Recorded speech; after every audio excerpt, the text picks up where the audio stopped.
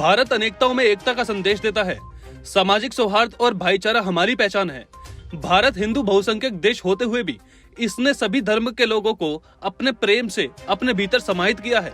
लेकिन जिन धर्मों को भारत ने प्रेम से अपनाया, उन्हें अपने धर्म को मानने की इजाजत दी, आज वही यहाँ के बहुसंख्यक धर्म के लिए खतरा पैदा कर रहे हैं। ताजा मामला रांची जिले के हरिहरपुर जामटोली गांव का है। इस गांव में 14 वर्ष पहले एक भी ईसाई नहीं था। इसके बाद गांव के कुछ लोग ईसाई बने। अब वे लोग उस मंदिर का विरोध कर रहे हैं जिसके जीर्णोद्धार का निर्णय स्वयं उन्होंने ही खुद हिंदू रहते लिया था। झारखंड में ईसाई मिशनरी से जुड़े लोग हिंदुओं में अपनी संस्कृति, अपने परिवार और समाज के प्रति नफरत पैदा कर उन्हें ईसाई बना रहे हैं। हाल ही में इस तरह के 2 घटनाएं सामने आई है। दोनों रांची जिले की है। पहले बेड़ो प्रखंड स्थित हरिहरपुर जामटोली गांव की बात। इस गांव के पास एक पहाड़ी है जहां वर्षों पुराना शिव मंदिर है। कुछ दिन पहले यहां भारतीय नववर्ष के अवसर पर एक कार्यक्रम का आयोजन किया गया। उसी समय चर्च से जुड़े कुछ लोग मंदिर में पहुंचे और कार्यक्रम में बाधा डालने की कोशिश की।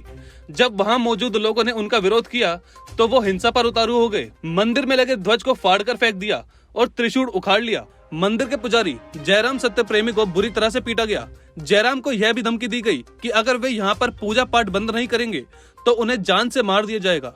इसके बाद जयराम सत्यप्रेमी और मंदिर समिति के लोग स्थानीय बेड़ो थाने में शिकायत दर्ज कराने गए तो उन्हें यह कहकर टाल दिया गया तो अभी सैरुल और रामनवमी के त्योहार के कारण सभी व्यस्त हैं। बाद में शिकायत दर्ज की जाएगी। पुलिस के इस जवाब से मंदिर वाले चकित रह गए। दरअसल लोगों का कहना है कि पुलिस को राज्य सरकार का मौखिक आदेश है कि यदि पीड़ित हिंदू हो तो शिकायत जल्दी दर्ज ना करो और उसको उलट पीड़ित ईसाई या मुसलमान हो तो शिकायत दर्ज करने की तकनीक भी देर मत करो। हरिहरपुर के ग्राम प्रधान रामप्रसाद लोहरा ने बताया कि गांव में लगभग 500 परिवार निवास करते हैं, जिसमें कई परिवार जनजातीय समाज के हैं। यहाँ पर एक पहाड़ है जहाँ भगवान शिव का बहुत पुराना मंदिर है। 14 वर्ष पहले गांव के लोगों ने मंदिर के जीर्णोद्धार का निर्णय लिया था। इसके बाद से ही धीरे धीरे काम चल रहा है। मिशनरियों का ऐसा प्रभाव पड़ा कि अब वे लोग अपने को हिंदू ही नहीं मान रहे। इस कारण पूजा पाठ तो करते ही नहीं और अब मंदिर के जीर्णोद्धार का भी विरोध करने लगे हैं। ऐसे ही लोगों ने नववर्ष के कार्यक्रम को रोका।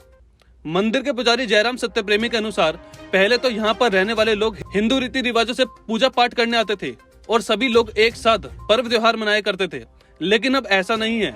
उन्होंने बताया कि गांव में पहले एक भी ईसाई नहीं हुआ करता था, लेकिन धीरे धीरे मिशनरी और चर्च के लोगों का आगमन हुआ। जिस जनजातीय संस्कृति में प्रार्थना सभा का कोई नाम ही नहीं, वहाँ अब हर कार्यक्रम में प्रार्थना सभाएं होने लगी। लोग अपनी संस्कृति को छोड़कर ईसाई संस्कृति की ओर झुकने लगे। इसके साथ ही चर्च के लोग जनजातीय समाज के लोगों को हिंदुओं के खिलाफ भड़काने का काम निरंतर कर रहे हैं। मंदिर समिति के सचिव चरवा उराव ने बताया कि मंदिर के जीर्णोद्धार से गांव के लोग काफी उत्साहित थे। यह मंदिर यहीं के जनजातीय समाज के लोगों ने मिलकर बनाया और आज भी मंदिर समिति में अधिकतर लोग जनजातीय समाज के ही हैं। पर अब गाँव के कुछ लोग इस मंदिर से आपत्ति हो रही है। इसके पीछे चर्च का हाथ है। उन्होंने यह भी कहा कि सरना और सनातन में कोई अंतर नहीं है। यह बात चर्च और मिशनरियों को भी पता है। हालांकि जनजातीय समाज के लोग भोले वाले होते हैं, इसलिए उन्हें आसानी से बहका दिया जाता है। रामप्रसाद लोहरा के अनुसार पहले इस गांव में इस तरह का कोई भी घटना नहीं होती थी, लेकिन बीते वर्षों में गांव के अंदर कई भारी लोगों का आना हुआ। इन लोगों को हमारी संस्कृति और धर्म से कोई मतलब नहीं। यही कारण है कि ये लोग हमारे कुछ लोगों को भड़काकर हमारे मंदिरों और हमारी संस्कृति पर हमला करने में लगे हैं। दूसरी घटना तो और भी चिंता पैदा करती है। ईसाई तत्व जनजातियों को उनके पर्व त्योहार से दूर करने के लिए बहुत ही घटिया हरकत करने लगे हैं। अभी कुछ दिन पहले ही जनजातियों का सरहुल पर्व संपन्न हुआ। यह त्योहार धरती यानी प्रकृति को समर्पित है। इस दिन जनजातीय समाज के लोग प्रकृति की पूजा करते हैं और झारखंड में सरकारी छुट्टी भी रहती है। इसी से अंदाजा लगा सकते हैं कि यह पर्व जनजातियों के लिए कितना महत्व रखता है। लेकिन दुर्भाग्य से इस पर्व का इस्तेमाल जनजातियों को भड़काने के लिए होने लगा है। भड़काने वाले यही के लोग हैं जो इन जनजातियों को ईसाई बनाना चाहते हैं। यह लोग भोले भाले जनजातियों से कहते हैं कि तुम हिंदू हो ही नहीं। कुछ लोगों पर इसका असर भी हो रहा है। वे लोग पर्व मनाने की जगह हाथ में आदिवासी हिंदू नहीं है के बैनर के साथ सड़कों पर उतर रहे हैं, जबकि जनजाति समाज के प्रमुख लोग और विद्वान ही कहते हैं कि वह हिंदू हैं।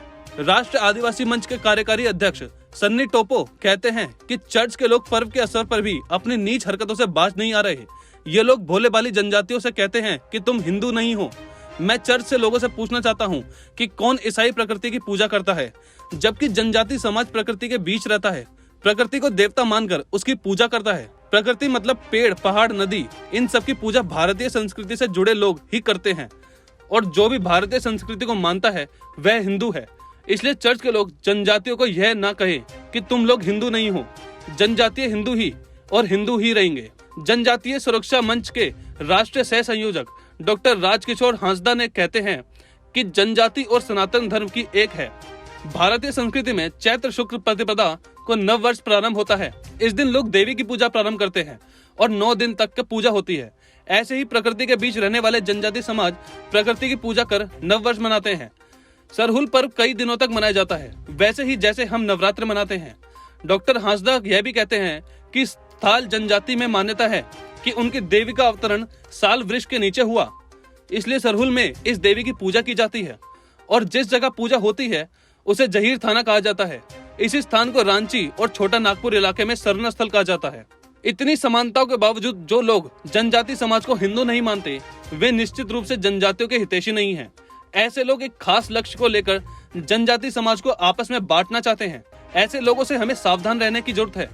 इस घटना के सबक लेने की आवश्यकता है, अन्यथा झारखंड को नागालैंड या मिजोरम बनने में देर नहीं लगेगी।